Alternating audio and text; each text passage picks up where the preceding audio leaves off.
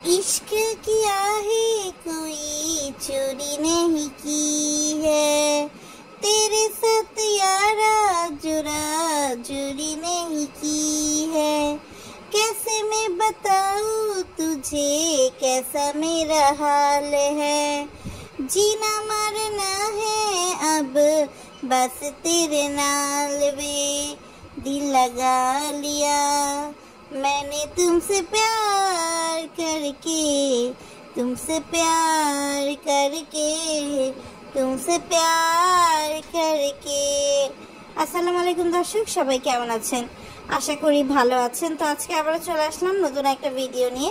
একটু সাময়িক দেরি হয়ে গিয়েছিল, আশা করি ক্ষমা সুন্দর দৃষ্টিতে দেখবেন। ইচ্ছা ছিল ভিডিওটা গতকালকেই প্রকাশ করার, কিন্তু সত্যি কথা বলতে শরীর সাপোর্ট না দেওয়াতে আর পারিনি।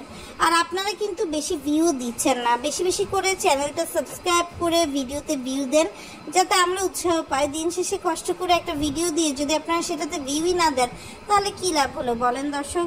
তো আজকে শুরুতে যে গানটা গেলাম সেটা কিন্তু বাপ্পি তিশার জন্য না, সেটা তিশা আর তুহিনের জন্য। তিশা একটা পুরুষ খেকো, পুরুষ ঘেঁষা মহিলা। নতুন নতুন পুরুষের স্বাদ যদি তিশার না মেটে, তাহলে আসলে তিশার ভাত হজম হয় না। এই যে ফাতিহার স্বামী তুহিন, তার সাথে তো সে বাংলাদেশে খুল্লাম খুল্লা প্যার করেঙ্গে হাম দোনো, इस दुनिया से नहीं डरेंगे हम दोनों, प्यार हम करते हैं चोरी नहीं, करता है दिल जोरा जोरी नहीं, हमको जमाने से क्या। তো দর্শক দেখেন, কালকে ফাতিহারা ঘুরতে গেছে, সেই বিষয়ে কথা বলবো। তার আগে একটু বলি দর্শক, এক প্রকার কিন্তু তিশাকে কাজের বুয়া ভিসাতেই বাপ্পি নিয়ে গেছে। দেখেন, ফাতিহার বাড়ি তিশা বেড়াতে গেছে, কোথায় ফাতিহা রান্না করে খাওয়াবে? এমন না যে ফাতিহা রান্না করতে পারে না, কিন্তু যেদিন থেকে তিশা গেছে সেদিন থেকেই তিশা খালি রান্তাছে তো রান্তাছে, রান্তাছে তো রান্তাছে। আর ফাতিহাও বলি ভালো, মানে কি এমন লোক সংখ্যা বেড়ে গেছে বলেন? এর আগেও তো বাপ্পি, তারপর নাজমা বেগম মালয়েশিয়া গেছে, এখন শুধু হিসাবে তিশা, তান, তাবিয়া, এই তিনজন এক্সট্রা হয়েছে, তাই না? তো এখন তো আপনার ফাতিহা প্রেগনেন্টও না যে রাঁধতে পারবে না বা কিছু, কিন্তু ওই যে পায়সা চাকরানি, একটা পদ্মার চরের তরকারিওয়ালার মেয়ে যদি বড় বড় স্বপ্ন দেখতে চায় তাহলে কি হয়? তো আমাদের ইয়েও কিন্তু কম যায় না, আমাদের তিশাও কিন্তু কম যায় না। সে করেছে কি, সে তুহিনকে বশ করার চেষ্টা করছে, তুহিনের সাথে গায়ে গায়ে ধাক্কা মেরে যেভাবে যেভাবে আসলে মন আকর্ষণ করা যায় সেই মন আকর্ষণের চেষ্টায় রত আছে।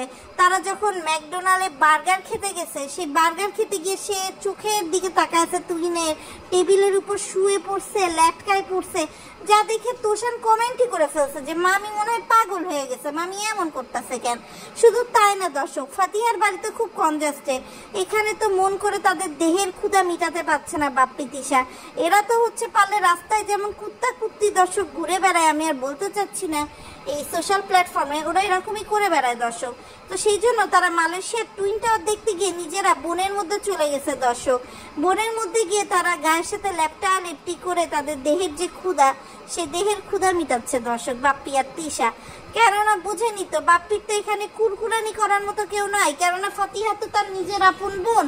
এখন আপন বোনের সাথে তার কুরকুরানি করা যায় না। যদি সাবিনা, মিম, শারমিন, খুকি থাকতো তাহলে তো একটু কুরকুরানি করা যেত, অথবা তানজিলার শাশুড়িরা থাকলে, কিন্তু এখানে তো আপন বোন। তো এখন পাইছে কে? পাইছে তো একমাত্র তিশাকে, এই জন্য সে তার স্বাদ মিটাচ্ছে দর্শক, যেটাকে সোজা বাংলায় বলে খায়েশ। আবার দর্শক দেখেন, এই খায়েশ মেটানো দেখে আমার মনে পড়লো যে চট্টগ্রামের ফয়েজ লেকে গিয়ে কিবরিয়া যেভাবে গল্প বলছিল যে ফাতিহা যেভাবে নিজেকে মানে আর কন্ট্রোল করতে না পেরে ঠোঁটে ঠোঁটে এমন কামড় দিয়েছিল, মরণ কামড়। তো আমার মনে হচ্ছে যে বাপ্পি তিশা হয়তো বেই করছিল, এই জন্য বাপ্পি তিশাকে কিন্তু আসলে মানে পাওয়া যাচ্ছে না। তো এরা যেভাবে নিজেদেরকে আনকন্ট্রোল ভাবে মালয়েশিয়ায় শুরু হয়ে গেছে দর্শক, হয়তো বা আমরা দেখবো যে বাংলাদেশে ফেরার সময়, তিশারা যাওয়ার সময় 4 জন গেলেও বাংলাদেশে, সরি, তিশারা যাওয়ার সময় 5 জন গেছে, আসার সময় হয়তো বা 6 জন হয়ে আসছে দর্শক। মানে তাবিয়ার হয়তো বা একটা ছোট ভাই বোন চলে আসতেই পারে, তিশা হয়তো বা কনসেপ্ট করে ফেলতেই পারে। আর দর্শক দেখেন, একটা কথা না বললেই না, যে বাপ্পি সে নিজেকে রাজা মনে করে দর্শক, রাজা। সেই রাজা কিন্তু দর্শক গিয়ে প্রজা হয়ে গেছে ফাতিহার বাড়িতে। মিনমিনে বিড়ালের মতো mu mu mu mu mu mu করে বেড়াচ্ছে বাপ্পি। এখন আপনারা বলবেন কেন হঠাৎ করে আপনি এই কথা কেন বলছেন? কেননা আপনারা দেখবেন যে বাপ্পি ল্যাটিনা ব্র্যান্ডের জুস কিনে ঠাসঠুস ঠাসঠুস করে খেয়ে ফেলে। সে ফাতিহার বাড়িতে জুস খুলে জুস নেওয়ার অভিনয় করছে, কিন্তু সেই জুস কিন্তু পরবর্তীতে সে খায়নি দর্শক। আরেকটা বিষয় দর্শক বলি, এই যে তিশা ইচ্ছা করে মানে এটা যদি মালয়েশিয়ার রিঙ্গিতে এত হয় তাহলে বাংলাদেশি টাকায় কত হবে না হবে, এইসব নিয়ে দর্শক একেবারে পড়ে গেছে দর্শক।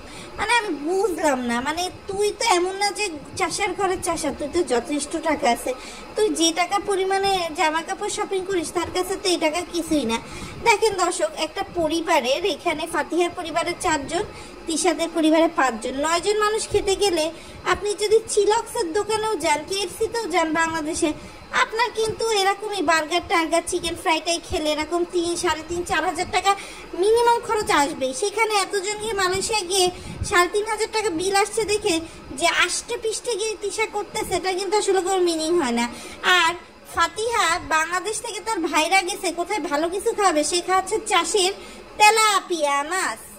এটা কি একটা কথা? আর নাজমা বেগমের কথা দর্শক কি বলবো, নাজমা বেগম তো পাওয়ার পায়া গেছে ওখানে গিয়ে, যে মেয়ের বাড়ি গেছে, মানে মহিলা হাঁটতে পারে না তাও হাঁটতেছে, সেই ঘুরতেছে। তো আমি দেখলাম এক জায়গায় বলছে যে তিশাকে নাকি ফাতিহা ইচ্ছা করে পুলিশের কাছে ধরাই দিছে। দর্শক, তিশাকে তো ফাতিহা পুলিশের কাছে ধরানোর কিছু নাই, কারণ ফাতিহা নিজেই ক্যারেক্টারলেস। সেখানে সে তো মানে তুহিনের সাথে তিশা যা করছে সেটা তো সে জানে, সেটা সে জেনেই তো তার এই সম্পর্কটাকে সে আগাচ্ছে। আর এখানে পুলিশের কাছে ধরালে না নিজের মান সম্মানটাই যাবে। তো আপনারা যারা ভাবছেন এরকম কোনো কিছুই না। তবে আমি অবাক হয়ে গেলাম যে ওই যে রাইডটাতে তার মুখে যে সাহসের পরিচয় দিয়েছে, এটা আসলে অবিশ্বাস্য সাহস যে ব্যাপারী পরিবারের বাপ্পির পরিবারের মধ্যে এমন সাহস মানুষের মধ্যে আছে যে সেই সাহস দেখাতে পারে। তো দর্শক, তিশা কিন্তু ঘুম থেকে মানে দুপুর পার হয়ে যায় তারপর ওঠে, কেননা সারা রাত তো তিশা বাপ্পি এইসব কাজে ব্যস্ত থাকে। বোঝেন না, মালয়েশিয়া যদি কোনোভাবে কনসিভ করে ফেলতে পারে তাহলে তো মালয়েশিয়া ভিসা পাওয়ার একটা সুযোগ আছে, আর মালয়েশিয়া ভিসা পেলে কত বড় ভাগ্যের ব্যাপার হয়ে যাবে। এই জন্য কিন্তু তাবিয়াকে এখন তার দাদির কাছে আর ফুপুর কাছে দিয়ে দিতেছে দর্শক। আর এদিক দিয়ে দর্শক, তুহিন কিন্তু আসলে অনেক বেশি বিরক্ত হচ্ছে তিশা তার সাথে এই যে ইন্টু পিন্টু করতে চাচ্ছে, এই বিষয়টা কিন্তু তুহিন খুবই বিরক্ত সহকারে দেখছে। তারা যখন কেবল গাড়ি করে এপাশ থেকে এপাশে যাচ্ছিল, তুহিনের বিরক্তি কিন্তু আসলে চোখে মুখে ছিল, যেটা পেয়ে এক টাইমের জন্য আসলে ফাতিহাও ভয় পেয়ে গেছিল যে তুহিন যে এত খেপে যাচ্ছে, তুহিনকে কিভাবে কি ম্যানেজ করবে। তো যাই হোক দর্শক, আজকের ভিডিওটা এইগুলো নিয়ে বলার ছিল। আর এই যে মানে এয়ারপোর্ট থেকে এত শো অফ করার জন্য মিষ্টি কিনে আনলো, ফাতিহার বাড়িতে মিষ্টি কেউই খায় না। এবং আরেকটা বিষয় কি দর্শক, মানে বোনের কাছে একটা মিষ্টি চাবে বাপ্পির সেই সাহসটুকু নাই দর্শক। সেখানেও সে ভয় বলতেছে ঠিক আছে দিস বা করিস, কিন্তু একটা ভাই হয়ে কেন এত ভয় থাকবে। আর একবারও তারা তানজিলার কথাটা বলতেছে না দর্শক, খালি ফাতিহা একটা কথাই বলতেছে যে এই দিনটা দেখার জন্য অনেক কষ্ট করছি, যে পরিবারের সবাই মিলে একসাথে। এবং সে বলছে তানকে তার বংশের একমাত্র বাত্তি, আর তার ছেলে তুষানকে বলছে টিউবলাইট। আসলে এটা ঠিকই কথা যে বাপ্পি যেহেতু একমাত্র ছেলে, এখনো পর্যন্ত তানি তো আসলে সব সম্পত্তি পাবে, সেখানে তুষান তাবিব এদের তো কোনো মূল্য নাই। সেই কথাটাই কিন্তু খুব সুন্দর করে ইয়ার্কির ছলে হলেও ফাতিহা একটু দুঃখ করে কষ্ট পেয়েই দর্শকের সামনে তুলে ধরেছে। আজকের মতো বিদায় নিচ্ছি, সবাই ভালো থাকবেন, আল্লাহ হাফেজ।